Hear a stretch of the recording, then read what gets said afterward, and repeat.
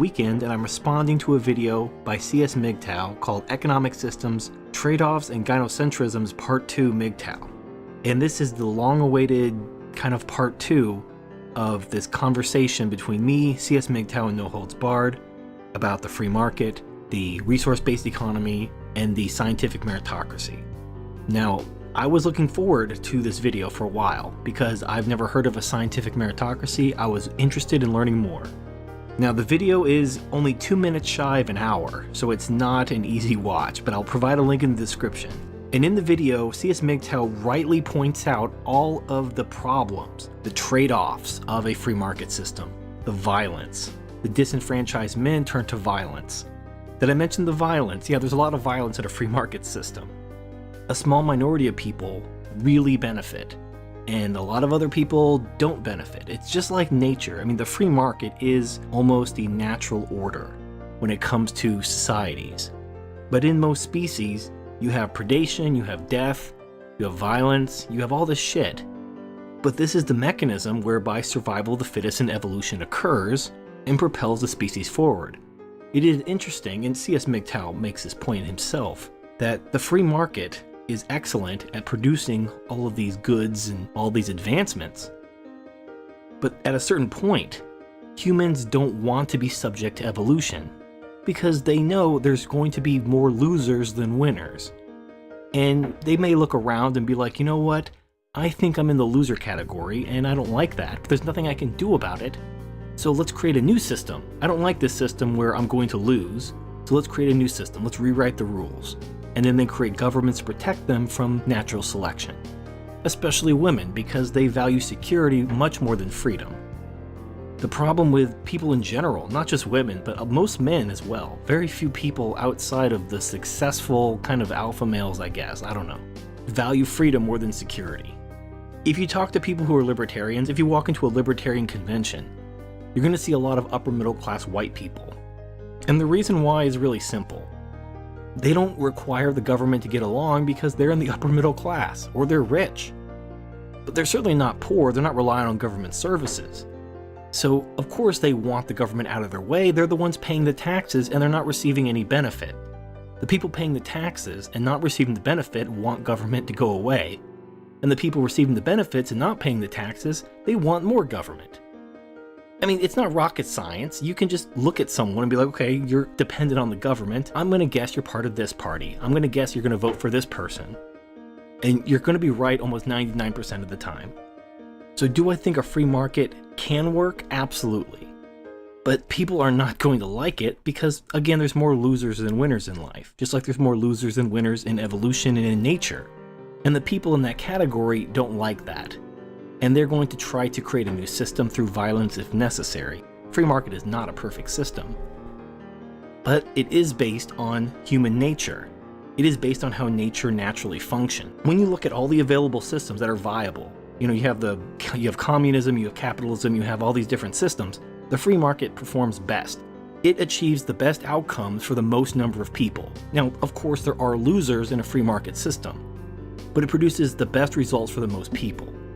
And the people who do not benefit are the people you probably don't want benefiting. Like as C.S. MGTOW pointed out, when the free market creates all this innovation and saves billions of lives from starvation and so forth, it actually creates a lot more people that the world has to then feed. And this may or may not be a good thing. Now, in regards to C.S. MGTOW's long-awaited system of scientific meritocracy, I was really excited to hear more about it, and then I was really disappointed to find out what it was. It's basically a ruling class, which, what can I say?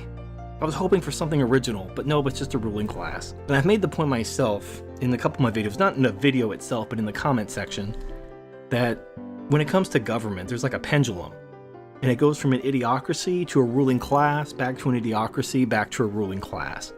When you have a ruling class, it inevitably becomes corrupt.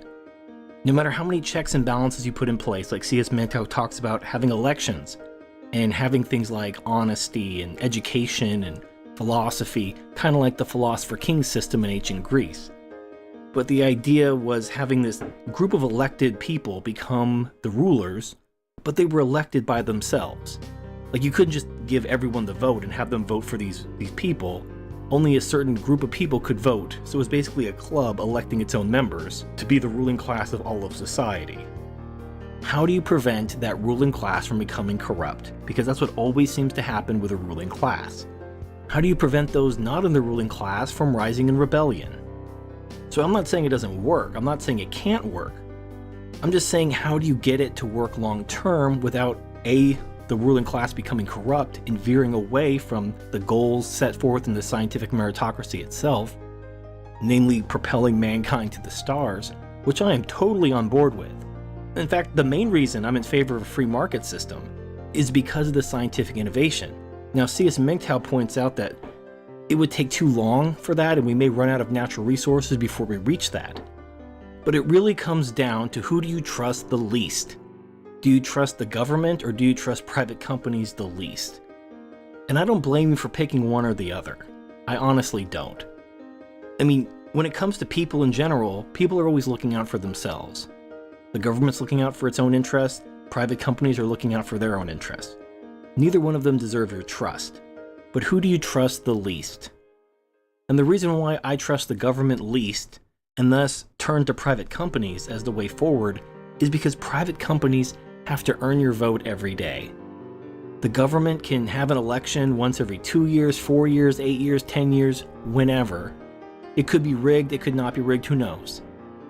But the government has an election, they spend however many months ahead of the election to try to convince you to vote one way or the other, and after the election, you can fuck off and die. They don't give a shit about what you think. Because the election's over, they won, whoever that person is who won, they won. And now they can impose their will on the rest of the people who didn't vote for them because majority rule, and there's nothing you can do about it until the next election, which could be in 2, 4, 8 years, who knows. Whereas with a private company, you can make that choice every day. You're not assigned to any company.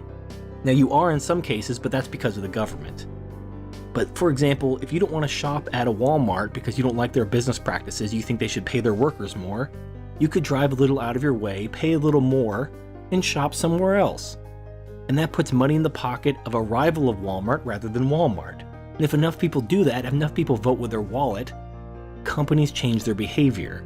They fire their CEOs, they replace their board members, companies react to economic incentives. Politicians react to political incentives, who vote for them, who donates to them.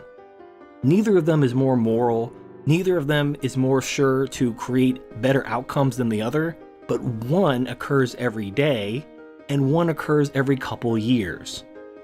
Imagine going to a grocery store and having 2 shopping carts full of food, and you had to pick one of those shopping carts and buy everything in the shopping cart. So you would look at these 2 shopping carts, and you would look at kind of what was in them, you'd try to find the one that had the most things you liked and pick that shopping cart and have to pay $100 some odd for everything in that shopping cart. And maybe you don't even use 20% of it, maybe 20% of it you throw away or give away. But you have to pay for it because it's part of this shopping cart that was pre-selected for you. That's how our political system works. You basically walk in and you get 2 shopping carts, some of the things you like, some of the things you don't, and you just pick the one that you like the most. The one that's closest to what you actually want, because you can't actually get what you want. But with a free market system, you could walk in with your shopping cart and fill it with exactly what you want, pay for only what you want, and leave with exactly what you want. So how do you deal with the disenfranchised men who can't get no pussy, who are going to rise up and try to slay the people on top who have the harems or whatever? How do you deal with it? You deal with it by killing them. Unfortunately, that's really how you deal with it. War is unfortunately a part of life. There's going to be war in a scientific meritocracy, there's going to be war in a resource-based economy, there's going to be war in a free market system. It's just part of life. I mean, animals kill each other, they fight over resources. And even if you have a resource-based economy where robots harvest all these resources and create an infinite number of resources, well, the truth is you can't create infinite resources. You can create many more resources, you can make them cheaper, but you can't make them infinite, because the Earth is only so big. So eventually the population grows until resources become scarce again. So in the end, you're going to have finite resources, people are going to fight over those resources, and that's going to lead to war. It could be water, it could be food, it could be gasoline, it could be medicine, it could be ammunition, it could be women. But all resources are going to be fought over. And that's not just human nature, that's just nature. That's all nature. Survival and reproduction. In order to achieve those things, some people have to lose. When you fuck a woman and have a child, that woman is not fucking and having a child with another man. You had to compete for that woman with another man. You had to deny him the right to reproduce in order for you to fuck and reproduce with that woman. When you eat food, that's food that's not being eaten by something else. Animal or vegetable or something, I don't know. You see what I'm getting at? It's so ingrained in nature itself that there's just really no use fighting it. You have to accept that this is just part of life. And I'm not embracing it and saying this is good. I would love a world where war was no longer a problem, where we could convince people through rational discussion about, what would be best for them and everyone would be happy. But that's just not going to happen. It's just not going to happen, ever. Some people are just never going to be convinced. Sometimes you're going to have people with conflicting goals, where one goal can only be achieved at the expense of the other. And in the absence of some sort of compromise, someone's going to have to lose. And if they won't lose gracefully, it's going to come to violence. So you're going to have to kill them. And you need to be comfortable with that. And I don't think a scientific meritocracy solves this problem. I do like that it focuses the resources of the society on scientific advancement. Essentially what C.S. MGTOW points out is that under a scientific meritocracy, the government would take these resources, instead of letting it being spent on, let's say, the new iPhone, you could have it be spent on space exploration. This is kind of like what happened during World War II and the Cold War, when the government used a lot of people's taxpayer money to fund war programs, space exploration, etc. So this would be kind of a return to that. Except there wouldn't be a war going on to incentivize that sort of innovation. The whole reason why we were exploring space wasn't because, we want humanity to go to the stars. We did it because we were at war with Russia. We didn't want Russia to turn the moon into some kind of Star Wars Death Star and shoot a laser at us. That's why we went to the moon. In order to get to space, in order to have this glorious star future of space exploration and three-breasted aliens, we have to have war. War is what incentivizes people to create this innovation. The only argument that I can actually see C.S. MGTOW's point is in regards to natural resources. With consumer capitalism, we consume a lot of resources in order to create all this stupid shit that we buy. And a lot of it isn't necessarily enhancing our lives, it's just a lot of goofy shit. So I could see a government redirecting those resources to something more productive, more conducive to getting us to space, rather than developing a new iPhone or video game. I can see that. And his fear is we don't have time because, we're running out of resources and so forth. I don't necessarily agree with him, but I don't know. We're definitely having too many kids. We're definitely consuming a lot more than we probably should, but what is the answer? Is the answer to impose some sort of ruling class and redirect the resources? I actually think we're just due for another war. Good World War would really just solve this problem. Just kill a lot of people, and then, you got fewer people, using fewer resources. Hopefully the dumb shits get killed off first. That would be just awesome. Just kill off the retards. Oh my gosh, the world would be so much better. Now, some of you are horrified by what I just said. And some of you, like, what's his face, Just Pro Male, are like, oh my god, he's saying men are gonna die, and it's so bad, he's so anti-male. I'm just pointing out the obvious. This is how nature works. If you're an effeminate pussy, you're going to die in any situation because nobody values effeminate pussy men. I'm sorry. I feel bad for you. I wish you the best, but in any situation, you're not going to benefit. There is no social system where pussy beta men are valued as men. Women don't value them because they have no utility. Men don't value them because they're fucking pussies and then men can assert their dominance over them. There is no system where they benefit. The best thing they can do is just go somewhere away from everyone and just kind of live as a hermit. Go talk to the animals or something, I don't know. But pointing that out doesn't mean I hate you and I want you to die. I'm pointing out that you're probably going to die. So do something about it. Do some push-ups, I don't know. I'm just pointing out how nature works. I'm not endorsing it, I'm not saying it's good or bad, nature just is. You just got to accept it. But I want to close this video on a positive note to C.S. MGTOW. I'm open-minded to this scientific meritocracy. My main concerns are the effectiveness of a ruling class avoiding becoming corrupt over time, and preventing revolution by the people who lose their power. I guess the second one can be avoided if the ruling class takes care of the needs of the people underneath them. The main reason why people foment rebellions is because their needs aren't being met.